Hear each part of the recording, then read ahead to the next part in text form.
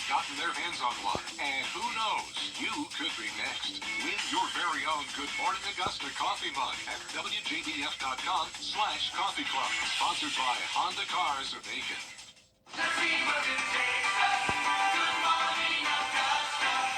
Book direct flights to Washington, D.C. at flyags.com. The Live 5 for 6 Skyview Network, sponsored by Terry Lambert Hyundai.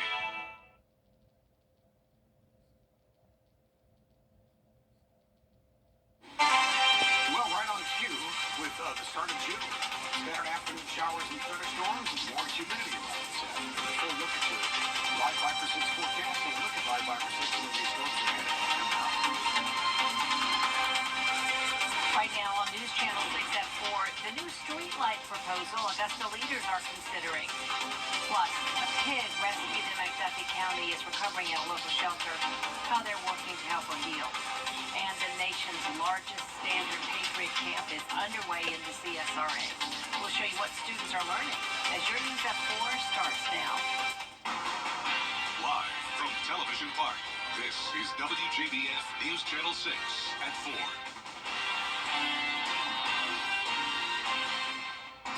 Good afternoon, everyone. I'm Jenny Montgomery. Thanks so much for joining us. Brad is off today. Live from Television Park, this is WJBF News Channel 6 at 4.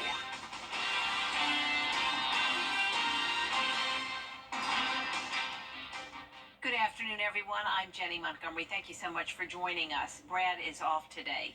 Coverage you can count on begins with the city of Augusta for the first time preparing to go green when it comes to lighting certain streets. Commissioners are set to approve a little more than $600,000 for new street lights on a portion of Wrightsboro Road and a portion of Windsor Spring. But for the first time on this large scale, the street lights will be solar powered. The solar panel technology has come quite a long ways in the last few years, so it doesn't need a lot of hours of direct sunlight to keep it charged overnight. So we're going to try these as a test case. We're going to see how they work. If we like them, we may expand the project into other areas. Commissioners are also expected to approve another $480,000 for street lights on Jimmy Dias Parkway, but these will be conventional street lights, not the solar-powered ones. This year, WJBF is celebrating our parent company, Nexstar's 28th anniversary with our annual Founders Day of Caring. And we're collecting daily household clothing items and food for a local women's and children's shelter. Bria Smith joins us now live outside Television Park with more. Bria? Jenny, one local ministry is helping to make sure families have the daily necessities, and here at WJBF, we're helping to collect those items. Those items include bedding and any room items, bathroom and kitchen, clothing, toys, mattresses, and as the ministry aims to provide housing for these families that fulfill their every need. You can drop off these items in the lobby here at Television Park through next Monday, June 10th from 9 a.m. to 5 p.m.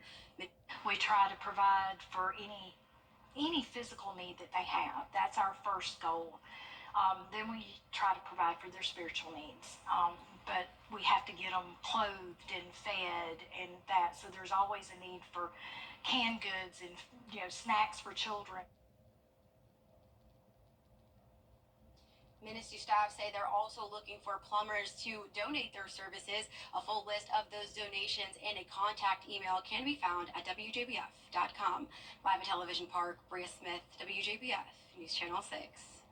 Thank you, Bria. A suspect is behind bars in Richmond County in connection with a suspicious death. Marcus Salmon is facing charges in the death of Connie McCann. She was found dead last week in a car at the CVS parking lot on Windsor Spring and Meadowbrook Drive. An autopsy has been scheduled. It is time now for a first look at the weather. Here's our chief meteorologist, Tim Miller. And happy Monday, Jenny. Yes, indeed. And here we are Monday, and right on cue, as we said it would, roll in a few minutes, Jenny. All right, Tim, thank you. A pig in McDuffie County has defied all odds after enduring unbelievable trauma. Hannah Latier shows us her miraculous journey, and we want to warn you some of the images you're about to see may be disturbing. This sweet girl right here is Susie Q, a 5-year-old pig who is nothing short of a walking, oinking miracle. And there's a reason her owners believe that her story isn't over quite yet. In April, Susie Q was shot 4 times by a neighbor when her previous owner went out of town and left her unattended. One of the bullets even went in her brain. She was treated at the University of Georgia Veterinarian Hospital and sent back home. 2 weeks later, she was back in the hospital after suffering a vicious dog attack while her owner was out of town. Her owner wanted to get her euthanized due to her severe injuries, but Southern Oaks Sanctuary, a nonprofit in Thompson, convinced them to surrender her. She is a miracle that wanted to live for a reason to tell her story, to show the world that this is what happened to her and that I lived. But we hope that it reaches other people that you do not put a dog and a pig alone. Southern Oaks still needs donations to get Susie Q a recovery pool, laser therapy, and other treatments. You can donate on their Facebook page, and we'll have a link at WJBF.com. In Thompson, Hannah Latier, WJBF News Channel 6. Aiken's Animal Shelter is celebrating 15 years as it continues to see dozens of new animals arrive every week. Founded in 2009, Friends of the Animal Shelter is trying to get pets adopted out of the shelter. Organizers say in the last 6 years, Aiken County has gone from euthanizing 90% of shelter animals to finding a home for every adoptable pet. It means a lot to me, actually. I went to the old shelter. I sometimes tear up talking about it, but they showed me 10 puppies, and they said, which puppy could live, because the rest have to be euthanized. And I still have that haunting vision in my head. So it means a lot, because now we don't do that. We have a list of those adoptable pets on our website, WJBF.com. The nation's largest standard Cyber Patriot Camp is being held at the Georgia Cyber Innovation and Training Center in downtown Augusta. All this week, 152 campers will take part in the big event.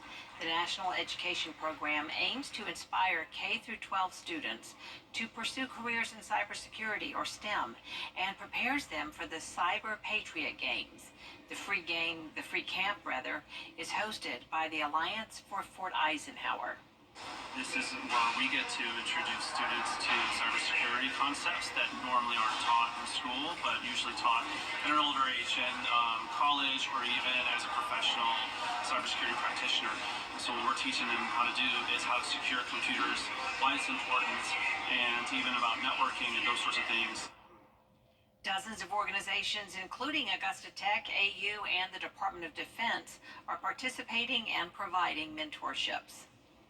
Tomorrow on Jenny, imagination runs wild in the Augusta Junior Players' upcoming production, Peter and the Starcatcher. Associate Artistic Director Christina DiCarlo sets the stage for a show that's really a prequel to Peter Pan. The story ties in childhood wonder with nonstop adventure with a cast of 13 to 19-year-olds. So if you've ever wondered how Peter Pan learned to fly, why he never grew up, where Tinkerbell came from, or how Captain Hook lost his hand, you'll finally get the answers. The authors wrote it because their young daughter asked, well, where did Peter Pan come from? They said, well, you know what, that's a great story. So they wrote a book about it, and then it was turned into a play with music. It was on Broadway about 10 years ago, and now we're bringing it here to Augusta, and we're so excited. We'll also hear from the folks at the O'Neill Foundation about the 13th annual Father-Daughter Gala coming up on Father's Day, and tips for a safe summer on the water, from backyard pools to the beach. It's all coming up tomorrow at 12:30 on Jenny. Next on this broadcast, the Atlantic hurricane season is here. A look at what you can expect next. Well, this afternoon, we're tracking the hurricanes, but we're tracking some pretty decent storms. This storm here in Columbia County is some pretty heavy rain. We'll tell you more about it this week.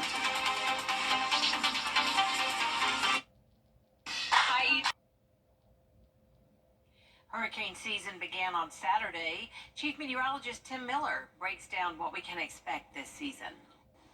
Hi, everyone. Chief Meteorologist Tim Miller. And, of course, it's the start of hurricane season. Started on Saturday. And all this week, we have some specials on how to prepare for hurricane season. And, of course, the hurricane season itself, which runs from June 1st all the way through November 30th. Here are the names for this year's named storms, which could be tropical storms or hurricanes. You'll also notice some of these names may sound familiar because we don't retire the names unless they're major hurricanes such as Hugo or Katrina.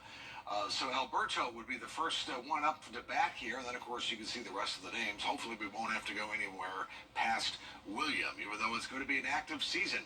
So from Colorado State and NOAA, the National Oceanic and Atmospheric Administration, this is the predictions for 2024. 17 to 25 named storms. That's above the average of 14. 8 to 13 of which could become certainly hurricanes. And NOAA is saying maybe 4 to 7 becoming major hurricanes. So something we'll have to wait and see. And the thinking is there is an 85% chance of an above average hurricane season. Here's why. We're going from an El Nino season to a La Nina in the Pacific. And everything sort of, the whole planet sings together when it comes to weather. So what that means is, for us, when we're into a La Nina pattern, that also means there's less wind shear, which is horrible for hurricanes. So you take away the wind shear, that means storms have an opportunity to develop a lot faster, a lot quicker. Plus, record warmth in the Atlantic Ocean. Water temperatures need to be very warm for these storms, and that'll be exactly what's happening. An above average West African monsoon season, which means those storms come off Africa and have the potential to build up into possible hurricanes. So here is this season's tips that we're going to be talking about. General information, of course, today. The La Nina pattern impacts. Sea surface temperatures we'll be talking about this week. Tropical terminology, so you're familiar with that. And the formation zones of hurricanes. All of us here on the Viper 6 weather team will be having more of that. Jennifer Chachi will have more coming up tomorrow as well as meteorologist Miller Hyatt, John Lynn, and, of course, Sherry Shealy. The live Viper 6 weather team will have more information all this week, and we'll have you covered all hurricane season long. Don't go away. Full weather is next. You can't always choose the weather, but you can choose your weather app. Go with the most accurate and most trusted, the live Viper 6 mobile app. Download it today. I want to. Coming up, some brewers in Germany are turning their eyes to a unique ingredient that could combat water scarcity. That story next. I was basically Everyone. Hey guys, what's up? It's Anna Christina. Be sure to tune in this Saturday for Local Living at 9:30. Wendy's will be in the house presenting their new menu items. Don't miss it. Remember, basic. News is complicated. That's why WJBF.com makes it easy. Get clear, accurate stories that don't waste your time. Plus, get the latest video in one click with WJBF Plus. Get it all at WJBF.com.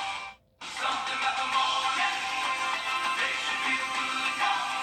You know that I love you. Good morning, Augusta. Beer usually has 4 main ingredients, and most traditional ones require a lot of fresh water.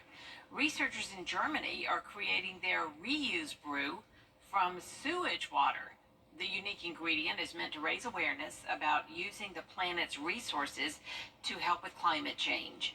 The water goes through a serious multi-stage purification process, I would hope so, before it is combined with hops, malt, and yeast that traditionally go into beer. Y'all have at it. There is more coverage you can count on coming up at 4:30, including Mexico has a new president, and they're making history at the same time, when the next chapter will begin. After the break.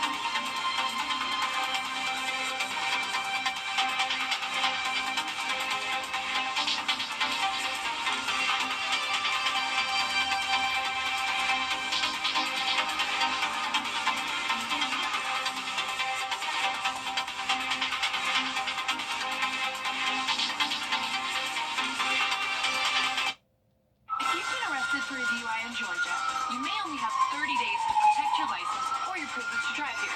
Hi, I'm Tiffany Duncan of DUI Duncan, the DUI firm here in Augusta. Visit our website at DUIDuncan.com to see what we've done to help so many drivers. If you've been arrested for a DUI in Georgia, call me now for a for a free consultation. Well, the firm, of course, cannot guarantee results. We do guarantee hard work and fast action. Remember the name, DUI Duncan.